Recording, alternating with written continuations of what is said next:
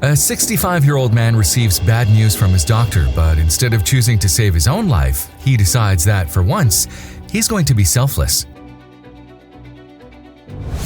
Simon scowled at the fire flickering in the fireplace. He crumpled the letter in his hands and threw it to the flames. 45 years ago today, his wife and son had walked out on him. That letter, with its accusations of how selfish he was all he'd had left of them. Now, there was nothing to remind him of those turncoats. "Serves them right," Simon muttered. "I should have burned that letter years ago." He'd clung to the letter with the hope that his family would return one day. That hope had grown dimmer over the years, and now it was gone entirely. If his wife and son hadn't returned when he developed cancer in his late 40s or when it returned in his 50s, they certainly wouldn't come crawling back now.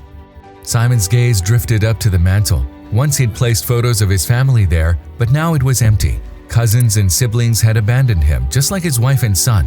Nobody valued family anymore. Good riddance to a lot of them. Simon rose from his armchair and shuffled to his bedroom. He struggled to fall asleep as his thoughts returned to his absent family and how they all had accused him of being selfish. It chewed him up as he began wondering if there was any truth to the words. The next day, Simon reported to his oncologist for his regular checkup. It was a lengthy process, and it took a few days before Simon received a call with the test results. "Simon, I need you to come into the office," the doctor said over the phone. Simon's heart skipped a beat. "This isn't my first rodeo, Doc. It's bad, isn't it? You really need to come in. I have an opening tomorrow." "That means it's really bad." Simon lowered himself into his armchair. "It's come back, hasn't it? How soon do we start the chemo?" "We need to start as soon as possible, Simon. I shouldn't be telling you this over the phone, but I know you've been through this before. It's different this time," the oncologist sighed. "This is a more aggressive form of cancer, and the treatment is more aggressive too. It's also very expensive." Simon hung his head. He'd already spent almost every cent he'd saved on treatments over the past few years. However expensive the treatment was, he doubted he could afford it. "Simon, are you still there?" "I'm here," he muttered. "I know this is a shock, Simon, but the sooner we start treatment, the better your chances are. Think about it today, and we'll discuss everything in depth when I see you tomorrow." Simon promised the doctor that he would think everything over, but he didn't have much choice. He would die if he didn't spend his last savings on treatment. The doctor hadn't said it in so many words, but Simon knew it was true. He stared down at his phone. He had no family to call to share the news with.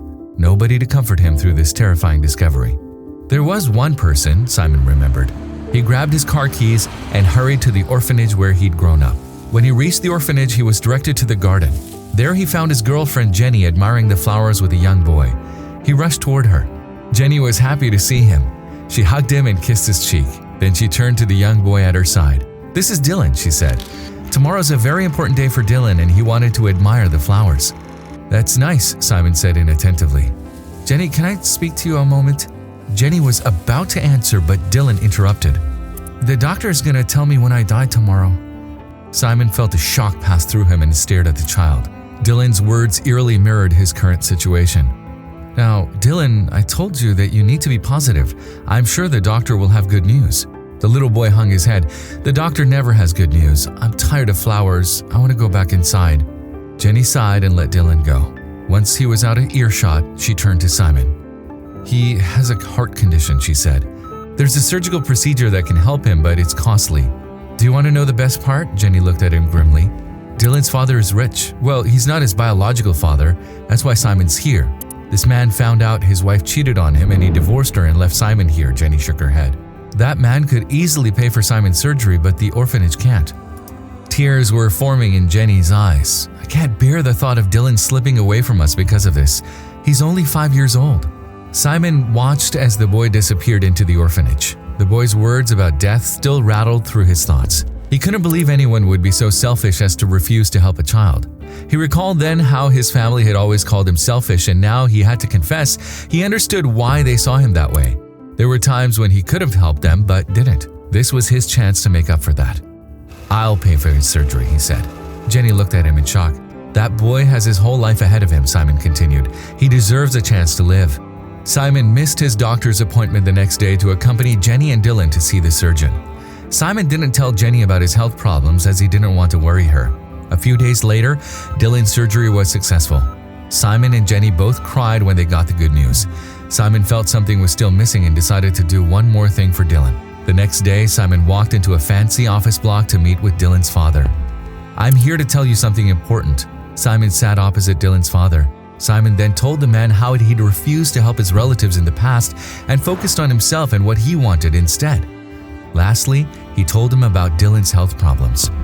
"That boy might not be your biological son," Simon said, "but didn't you hold him as a baby and feel love for him? Didn't you raise him as your own? Dylan needs you, and you're going to end up as lonely as I am if you don't help that boy." Dylan's father hung his head. "You're right, I still love and miss Dylan, and it's not fair to punish him for what his mother did." Dylan's father went to the orphanage the next day to take Dylan back to live with him. As thanks for everything Simon did for him and his son, he also paid for Simon's chemotherapy. If you liked the video, please give it a thumbs up and consider sharing it with someone who may find it interesting. Thanks for watching, and I'll talk to you in the next one.